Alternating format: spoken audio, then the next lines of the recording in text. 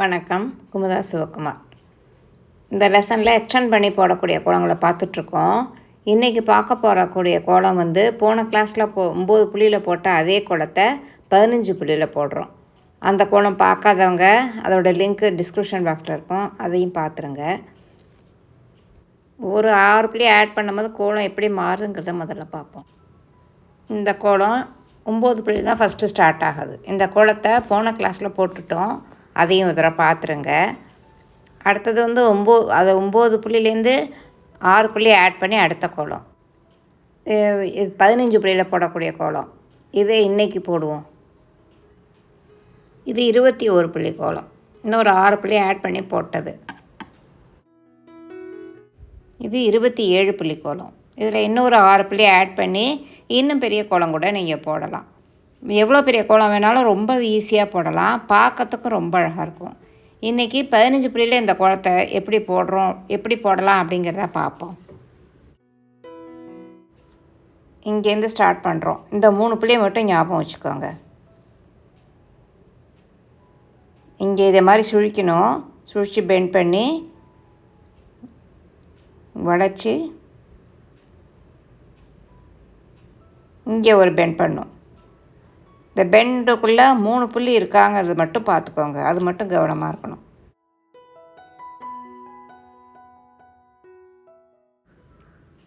அதே மாதிரி இந்த பெண்டுக்கு நேராக இந்த பெண்டு வரும். மறுபடியும் 3 புள்ளி அப்புறம் பெண்டு. மறுபடியும் இதுக்குள்ளேயும் 3 புள்ளி இருக்குதான்னு பார்த்துக்கிட்டு மறுபடியும் அதே பெண்டுக்கு நேராக இன்னொரு பெண்டு.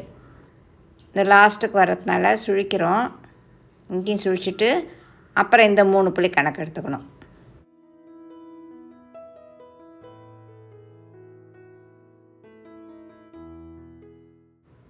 இங்கே பெண்ட் பண்ணி இந்த 3 புள்ளியும் கணக்கில் வச்சுக்கணும். அப்புறம் இந்த 3 புள்ளி.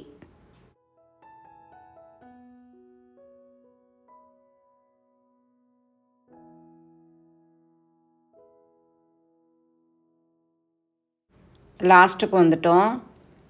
இந்த 3 புள்ளி எடுக்கணும். இதே தான் ரிப்பீட்டடாக வந்துகிட்டே இருக்கும்.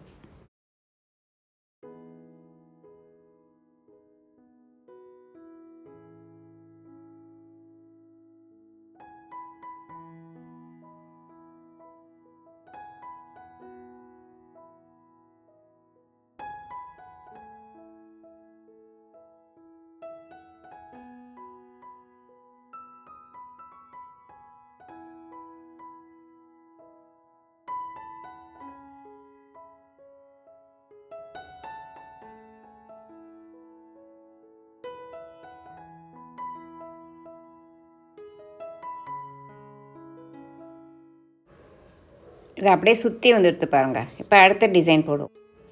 இப்போ இந்த 3 புள்ளியில் அந்த டிசைன் ஆரம்பிக்கணும். இங்கே போட்டிருக்கோம்ல அதே மாதிரி இங்கேருந்து ஆரம்பித்து இங்கே சுழித்து இதேமாரியே போடணும். போன தடவை போட்ட மாதிரியே தான் அந்த டிசைன் திரும்ப தான் வரும்.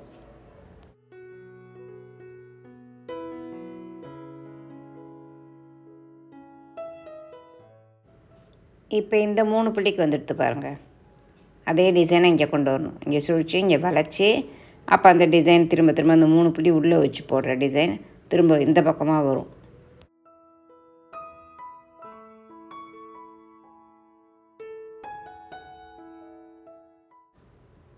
இப்போ இங்கே முடிஞ்சிடுச்சு. அதேமாரி இந்த சைட் போடணும். அதுக்கு நோட்டை திருப்பிக்கிட்டிங்கன்னா ரொம்ப ஈஸியாக போடலாம்.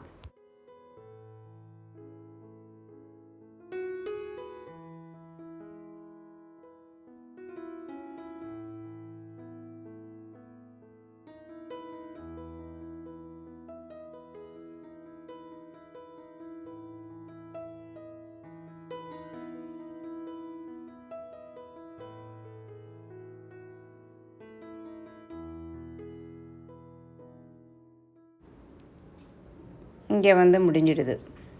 கோலம் முடிஞ்சிடுச்சு. கலர் மாற்றி கொடுக்கும்போது நல்லா கிளியராக தெரியும். இப்போ இந்த பிளாக் பார்த்திங்கன்னா ஃபுல்லாக சுற்றி வருது. அப்புறம் இந்த இடத்துல ஒரு டிசைன் கலர் வருது. இந்த ரெட்டு இப்படி வருது. இதே மாதிரி 3 டிசைனாக வருது. அடுத்த கோலம் போடும்போது இந்த டிசைன் இன்னொன்று எக்ஸ்ட்ரா வரும். இந்த கோலத்தை பார்த்தா தெரியும். இந்த 2 கார்னர் தவிர நடுவில் ஒரு ஜாயிண்ட் வருது. அதே சமயம் இந்த கோலத்தில் பார்த்திங்கன்னா 2 ஜாயிண்ட் வருது பாருங்கள். அடுத்த கோலத்தில் பார்த்திங்கன்னா இந்த டிசைன் வந்து 3 வரும். அந்த மாதிரி ஒவ்வொரு 6 புள்ளிலையும் எக்ஸ்டெண்ட் ஆகும். இந்த கோலம் நல்லா புரிஞ்சிருக்கும்னு நினைக்கிறேன். அடுத்த கிளாஸில் வேறு ஒரு கோலத்தோடு பார்ப்போம். வணக்கம்.